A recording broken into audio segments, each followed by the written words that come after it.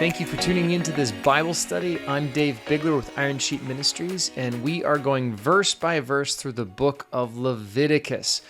We're in a series in Leviticus that I've called Clean and Unclean. We started with Leviticus 11, looking at what foods were clean and unclean, and now we're in Leviticus 14.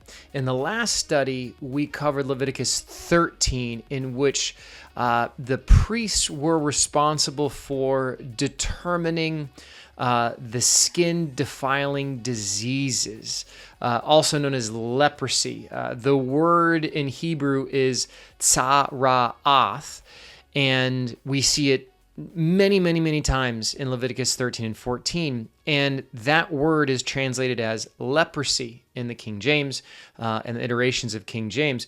But at the time when they were using that word, as I mentioned in the last study, it was quite a few different skin-defiling diseases. It wasn't just leprosy. So in the last study, we talked all about leprosy. Hansen's disease is called today. And the role of the priest in 13 was to almost do triage, to look and assess whatever the ailment was on the skin, and then give it 7 days. And if it expanded, give it 7 more days. But if it didn't, and determining on the situation, they might be called clean then, or they might be given an additional 7 days. And if it doesn't expand after that, then they're cleansed, they're clean from the sickness itself. But if that didn't happen, if it continued to spread, they were kicked out of the Israelite camp. Quarantine was the only thing they had to combat with these contagious sicknesses and diseases. We also saw this expand beyond people and look at cloth, leather, clothing, woven linen, etc. And this is also one of the reasons why we know that it's not leprosy as we describe it today, but why the modern translations use the term skin defiling disease or defiling skin disease. And then at the end of 13, when we were talking about molds, they say a defiling mold. And we're actually going to see that at the end of 14 today as we look at defiling molds in houses. But if 13 is looking at what causes a person to be unclean and quarantined outside of the camp, 14 looks at what does it take for a person to become cleansed, to become clean. And I want to make a point, and I've said this before, and I'll likely repeat it, that clean and unclean is not good or bad. And it's not that an unclean person is not loved by God or loved by their family or the community.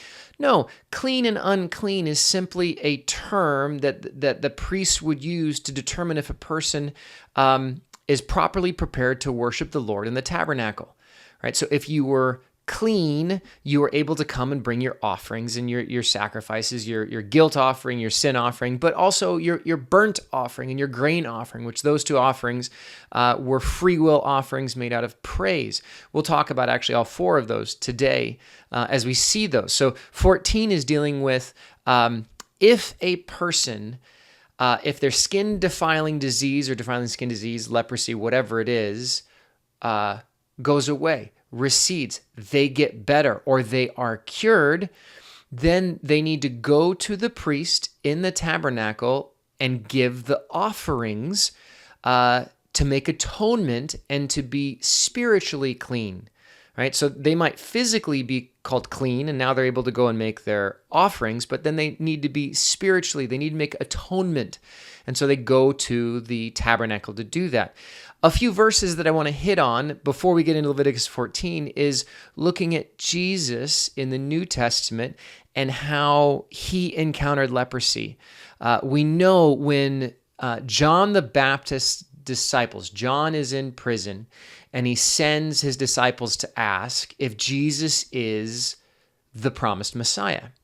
And Jesus responds with a list of things that are happening, and one of them is actually says the lepers are cured of their sickness. But in addition to that, I want to hit a few verses here. Luke 17, 11 through 17, Jesus heals 10 men with leprosy, but watch what happens here. So this is Luke 17, picking up on verse 11 through 14. Now on his way to Jerusalem, Jesus traveled along the border between Samaria and Galilee. As he was going into a village, 10 men who had leprosy met him. They stood at a distance and called out in a loud voice, "Jesus, Master, have pity on us." Verse 14, when he saw them, he said, "Go show yourselves to the priests." Now I want to pause right there. This is proof that in Jesus' day, the role of the tabernacle priests, temple priests at this time, because the temple right now, we're in the tabernacle, the temple hasn't been built yet, but it is in Jesus' day. Go show yourselves to the priests. So it was the priest's role, their job, to anybody who had any sort of a defiling skin disease or leprosy was to go to the priest, and the priest would assess the situation. And we see it clear in Jesus' interaction here. Go show yourselves to the priest. As they're walking away, continuing on verse 14 with the rest of it, and as they went, they were cleansed. In verses 15, 16, and 17, we see that only one of the 10 returns to thank Jesus. Matthew 8, 1 through 4, Luke 5, 12 through 13, Mark 1, 40 through 45. All are situations where Jesus heals a man that has leprosy. Now, these are likely all the same instance told from 3 different perspectives because they're very, very, very similar, but it could also be that these are 3 different instances. But join me, I'm going to read Mark 1, 40 through 45. Mark 1, 40 through 45. A man with leprosy came to him, that's Jesus. A man with leprosy came to Jesus and begged him on his knees, "If you are willing, you can make me clean." Jesus was indignant. He reached out his hand and touched the man. "I am willing," he said. "Be clean." Immediately the leprosy left him and he was cleansed. Verse 43. Jesus sent him away at once with a strong warning. "See that you don't tell this to anyone, but go, show yourself to the priests and offer the sacrifices that Moses commanded for your cleansing as a testimony to them." Go, show yourself to the priest and offer the sacrifices that Moses commanded. Jesus is basically saying, go and do what was listed in Leviticus 14. What we're going to read today, Leviticus 14, Jesus is telling this leper that has now been cleaned physically to go and make the sacrifices that are outlined by Moses in the scrolls, right? That's Leviticus 14 that we're going to be studying. I just think it's a great introduction to Leviticus 14 to have Jesus say, go and do what it says in Leviticus 14. Now, obviously, at the time, they didn't have the chapter markers, but go and do what it was prescribed when you're cured for leprosy that Moses wrote down. And that's what we're going to be reading today. Lord, thank you. Thank you for this time. I pray that you will speak through me. I pray that these will be your words, not mine. Teach us something today from your word, Lord. Speak to each of us, Lord. We love you. We dedicate this time to you. Pray all this in Jesus' name. Amen. Okay, so Leviticus 14, like 13, it's a long one, but we're going to break it up into different segments. If I have time, which I don't think I will, but if I have time, at the end of this, we're going to do a look at disease as a picture of sin. And the metaphors that go along with it. As outlined, we learn a lot about sin by looking at chapter 13 and 14 with disease as a picture of sin. I don't think I'm going to have time today to go into that, but that'll likely be in the next day. But we'll see. We'll see how much I get through. So Leviticus chapter 14, picking up on verse 1. The Lord said to Moses, "These are the regulations for any diseased person at the time of their ceremonial cleansing, when they are brought to the priest. The priest is to go outside the camp and examine them. If they have been healed of their defiling skin disease, the priest shall order that 2 live clean birds and some cedarwood, scarlet yarn, and hyssop be brought for the person to be cleansed. Then the priest shall order that one of the birds be killed over the fresh water in a clay pot.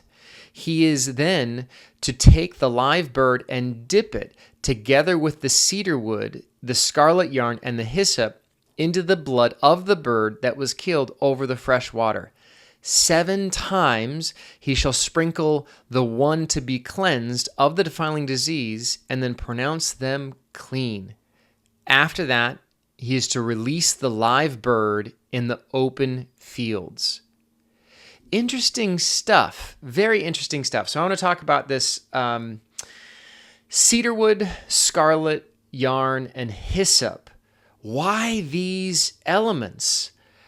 I don't know. And scholars have their different opinions on it. All of these things could be used for cleaning. I mean, hyssop was basically like a sponge, but cedarwood and scarlet yarn, we really don't know. Numbers 19:6 uses the same 3 elements: cedarwood, scarlet yarn, and hyssop. It's interesting. Perhaps there was symbolism in that day, and the people who are reading this will be like, oh, yeah, definitely, you need to use those 3. But in context of today, why those 3? I don't know. And do a study on it yourself and see what you discover. But reading verses 7 through 10, this is interesting stuff. What is up with these 2 birds? You take 2 clean birds, and you take the cedarwood, the scarlet yarn, the hyssop, and you kill one of the birds over a bowl with water and all these things in it, and then you dip the live bird into it, and then you sprinkle 7 times, sprinkle the one to be cleansed from the defiling skin disease. Then you take the living bird and you release it over the open field. The symbolism here for the Bible scholars, there's one thing that likely jumps out. It jumped out to me, and that is the idea of the scapegoat. And we're going to cover that in when we get to chapter 16, which might be 2 or 3 studies from now. We'll see, but Leviticus 16. So flip over to 16, and we'll pick it up on verse 7. Leviticus 16, verse 7. This is the ordinances as related to the Day of Atonement, Yom Kippur. Verse 7, then he is to take the 2 goats and present them before the Lord at the entrance to the tent of meeting. He is to cast lots for the 2 goats, 1 lot for the Lord and the other for the scapegoat. Aaron shall bring the goat whose lot falls to the Lord and sacrifice it for a sin offering. Verse 10, but the goat chosen by lot as the scapegoat shall be presented alive before the Lord to be used for making atonement by sending it into the wilderness as a scapegoat. There's symbolism likely here with these 2 birds of sending the bird off is the idea of the disease being sent away and the sickness being gone and leaving. But we don't get that from the text. That is just implied, but it isn't clearly stated as that. That's me putting that there.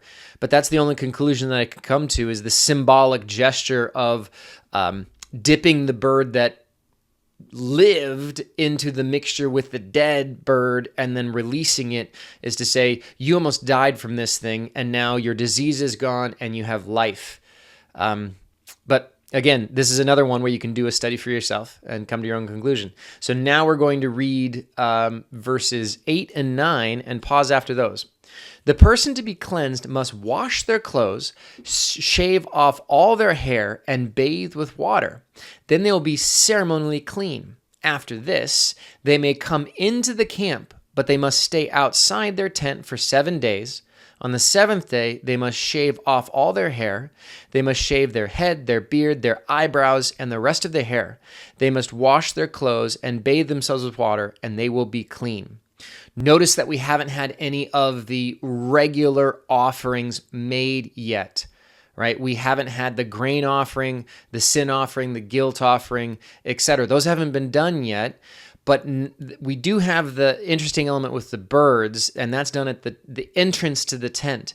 But after this process, they're to shave and wash, and then to wait 7 days outside of their tent, and then bathe and shave again, and then they are free to come and make the sacrifices. It's an interesting element, and perhaps this additional 7 days is just to make sure that they actually are clean. I don't know. Another interesting element. We're looking into a culture that's thousands of years old that we do not see.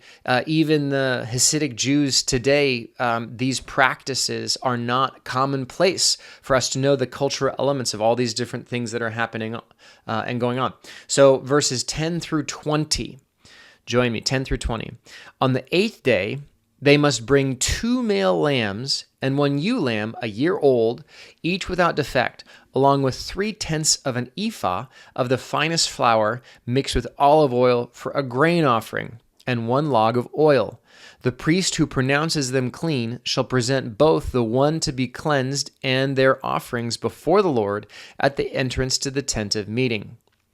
Then the priest is to take 1 of the male lambs and offer it as a guilt offering, along with the log of oil. He shall wave them before the Lord as a wave offering. He is to slaughter the lamb in the sanctuary area where the sin offering and the burnt offering are slaughtered. Like the sin offering, the guilt offering belongs to the priest. It is most holy. The priest is to take some of the blood of the guilt offering and put it on the lobe of the right ear of one to be cleansed, and the thumb of the right hand, and on the big toe of the right foot. The priest shall then take some of the log of oil, pour it into the palm of his own left hand, dip his right forefinger into the oil in his palm, and with his fingers sprinkle some of it before the Lord 7 times. The priest is to put some of the oil remaining in his palm on the lobe of the right ear of the one to be cleansed, on the thumb of the right hand, and on the big toe of the right foot, on top of the blood of the guilt offering. The rest of the oil in his palm the priest shall put on the head of the one to be cleansed, make atonement for them before the Lord. Then the priest is to sacrifice the sin offering and make atonement for the one to be cleansed from their uncleanness. After that, the priest shall slaughter the burnt offering and offer it on the altar together with the grain offering and make atonement for them, and they will be clean. Okay, lots of stuff to cover in this. More interesting elements as we look at this. Okay, so what is the person to be cleansed to bring? 3 lambs, 2 male, 1 female, each without defect, 3/10 of an ephah of the finest flour mixed with olive oil. So an ephah, they believe to be around 25 to 30 pounds. So 1/3 or 3/10 of an ephah would have been about 10 pounds. 1/10 for each of the offerings to be made. And 1 log of oil. 1 log equals 1/3 of a quart or 1.3 cups of the finest oil. So those are the things that they were called to bring. Then verse 14 through 17, we have blood. This is really interesting. You have blood for the guilt offering from that first lamb that's slaughtered. You take the blood of that and you put it on the lobe of the right ear, right thumb, and right big toe of the person being cleansed. Then you take the oil, and they do the same. Take the oil, sprinkle it 7 times before the Lord, and then put it on the right ear, the right thumb, and the right toe. What is this all about? We've seen this before. Exodus 29:20, at the consecration of the priests of Aaron and his sons, and then in Leviticus 8:23 at the ordination of Aaron and his sons, of the priests. Doing this, the right ear, the right thumb, and the right toe symbolizes the entire body. Cleansing of the entire body, atonement of the entire body. It's symbolic in just touching those 3 elements, but it's also interesting that a person who is cleansed from leprosy has the same process done for them as the ordination and the consecration of the priests. Interesting stuff. We'll talk about the symbolism of that as it relates to sin and that element when we get to that segment, either at the end of this study or in the next study when we talk about the application of sin being disease. So, offerings, the offerings that we see here, we see the guilt offering, the sin offering, the burnt offering, and the grain offering, as well as the wave offering. Now, the wave offering, we see that in Exodus 29, 24 through 26, as well as Leviticus 7, 30 through 31. The wave offering is simply holding up the item and waving it before the Lord, symbolically saying, Lord, I'm setting this aside for you. But the guilt offering, we talked about that when we went through Leviticus 5. That's in verses 14 through 19 of Leviticus 5. And that is also known as the restoration offering or the trespass offering. If you recall, the guilt offering is done for unintentional sins, and oftentimes it requires that you make restitution to the person that's been harmed. Then you have the sin offering, which we went over in Leviticus 4, and is similar to the guilt offering, where you make an atonement for an unintentional sin. Then we have the burnt offering and the grain offering. The burnt offering is the first offering listed in Leviticus. That's in Leviticus 1, and the grain offering is after it in Leviticus 2. Both the burnt offering and the grain offering are free will offerings made out of praise and thanksgiving and perhaps petition, but these are offerings where, you know what, the Lord has given and we want to say thank you. We want to say thank you. So these are all the offerings that we see, and these are all the major offerings that we've gone through at the beginning of Leviticus, and all of these are done. This process restores the person to be able to become a member of the covenant community, to be able to have fellowship with them, to be able to worship with them, and to be restored after doing all of these different offerings. So now we're going to read Leviticus 14, 21 through 32 as we look at provision for the poor who need to be cleansed.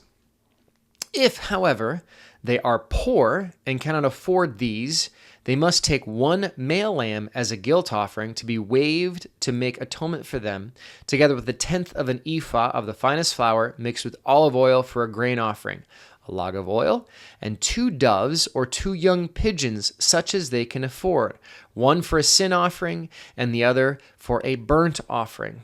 On the 8th day, they must bring them for their cleansing to the priest at the entrance to the tent of meeting before the Lord. The priest is to take the lamb for the guilt offering together with the log of oil and wave them before the Lord as a wave offering.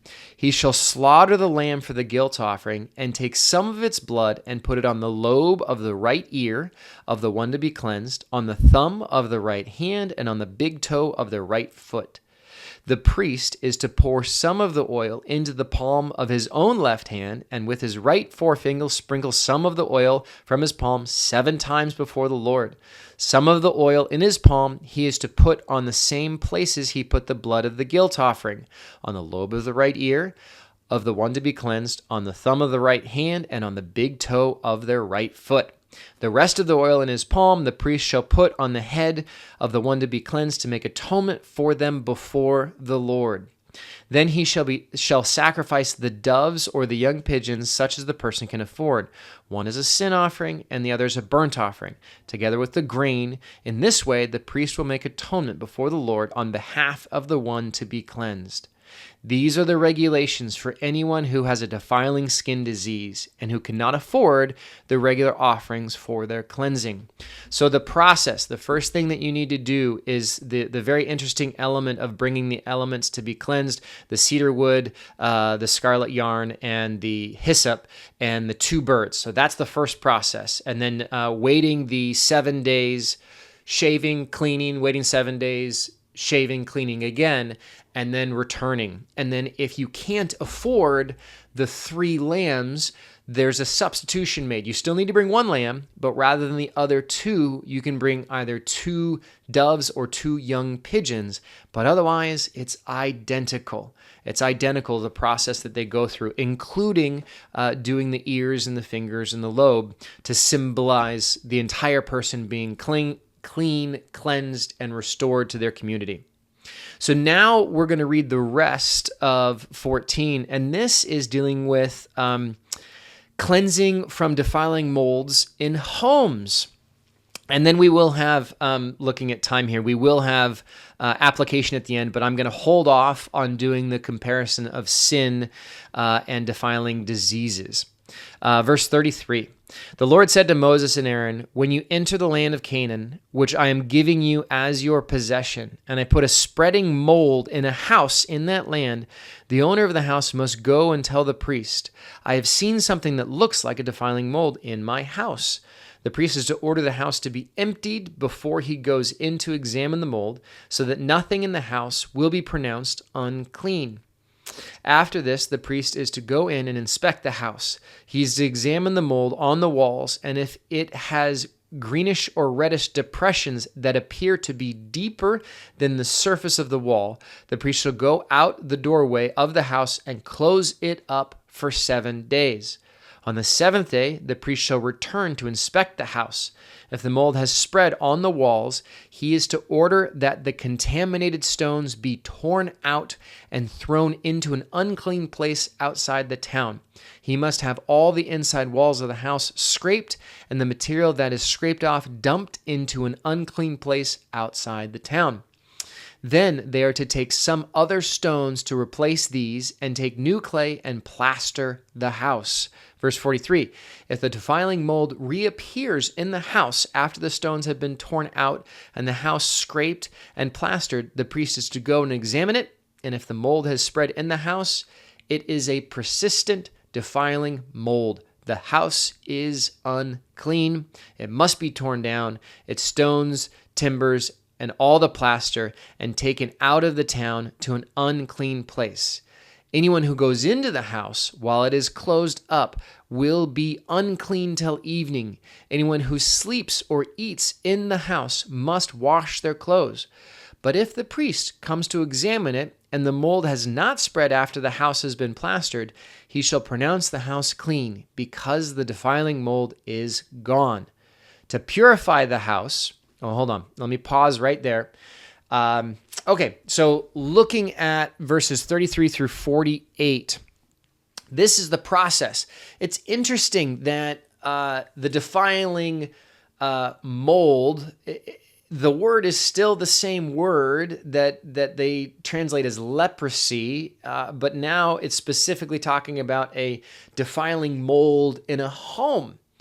Right? So the first thing to note, you can just jump right into this and you can picture yourself in the Israelite community in all of these homes made of stone and clay and plaster. But you got to remember, when was this given? Where are the Israelites at this time? All of Leviticus takes place in around a month after the giving of the 10 Commandments, right? So this is all before Mount Sinai. They haven't begun their desert wanderings. They haven't gone into Canaan yet. They are not living in structures.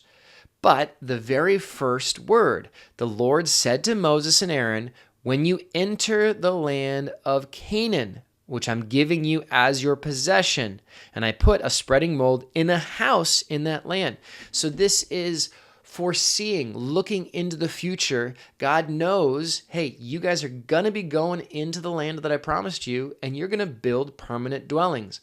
When you do that, mold will come into your houses, and when it does, follow these ordinances. And here is the process that the priest is to go through.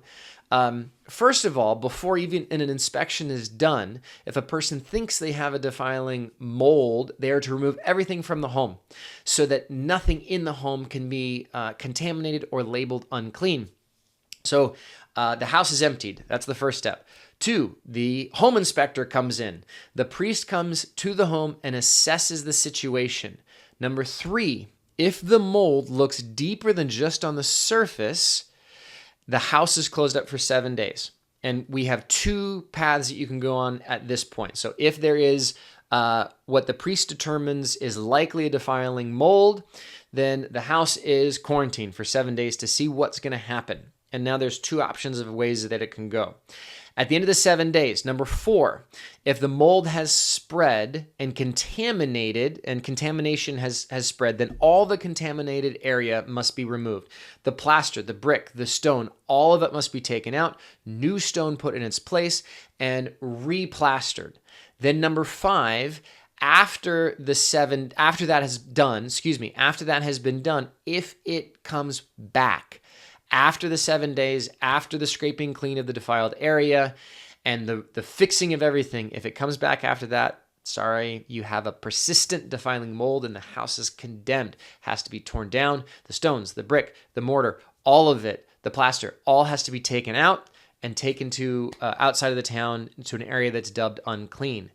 But if after the 7 days, if the priest comes back and the mold has not spread, then the house is clean and the house must be purified. And that's where we pick it up. I started to do it, but we pick it up on verse 49.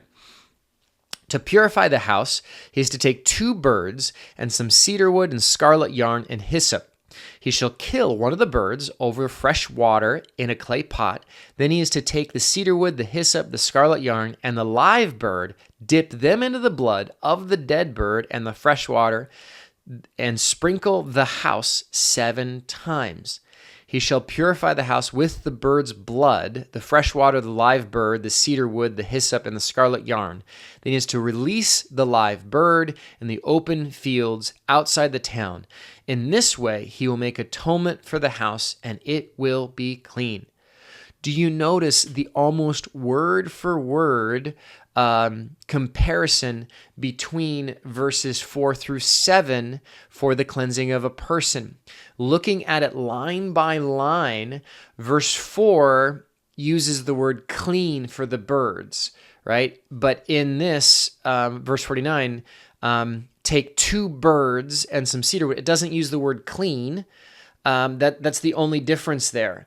49 negates the word clean. Verse 4 has the word clean. I don't know if that means that these birds, because it's a house, don't have to be clean, or if it's just implied that they are. Verse 52 is also unique in that it is a summary that is not made in verses 4 through 7. Verse 52 reads, he shall purify the house with the bird's blood, the fresh water from the live bird, the cedar wood, the hyssop, and the scarlet yarn. That's a summary of what has happened that is not included in verses 4 through 7. Verse 53, like verse 7, mentions releasing the living bird in the open fields. Verse 53 adds the words outside the town. So we see yet again the symbolism here of the defiling mold in this instance, leaving and being released and being gone. An interesting element is that with a person, the person now must bring the offering. They must now bring the 3 lambs, as well as the ephah of flour, as well as the log of oil, and they must make the offerings. That is not mentioned for the house. The reason why it's not mentioned is the house is an inanimate object. It doesn't need to make atonement. It doesn't need to have a guilt offering, a sin offering, a wave offering, or a grain offering done for it. It's a house. But there still is an element of the process that they go through for the cleansing with the birds that is still required. Interesting stuff to look at. And finally, verses 54 through 57. These are the regulations for any defiling skin disease, for a sore, for defiling molds in fabric or in a house, and for a swelling, a rash, or a shiny spot, to determine when something is clean or unclean. These are the regulations for defiling skin diseases and defiling molds. These few verses are a recap of chapters 13 and 14. These are the regulations for any defiling skin disease and everything that we've discussed, from a person who has various different types of ailments to cloth to a home and what you need to go through for the process. Looking at this, looking at the things that they need to do, all of this was done for a person to be able to stand before the Lord and worship the Lord, to make atonement for them, and so that they could stand in the Lord's presence and worship, right? Now the Lord is in the Holy of Holies, is the dwelling place, but still even get past the entrance, you had to be clean. And then to make your atoning sacrifices and all these different elements. Thanks be to God for Jesus Christ, who made atonement for us, that we don't have to go through this process because Jesus did it for us. We are filthy rags, right? But in the midst of our filth, we, because of what Jesus did on the cross, of his atoning sacrifice as the Lamb of God, we in our filth can approach God and talk to God and have the Holy Spirit living in us.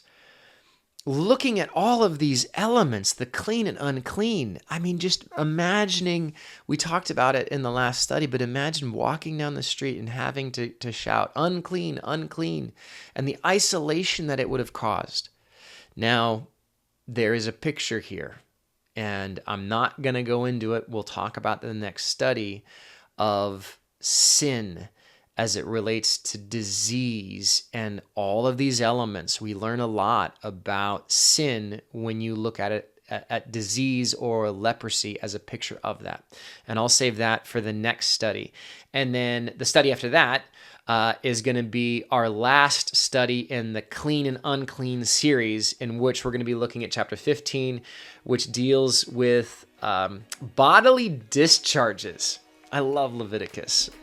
It's real life stuff. So thank you. Feel free to read ahead. I love you guys, and I will see you in the next study.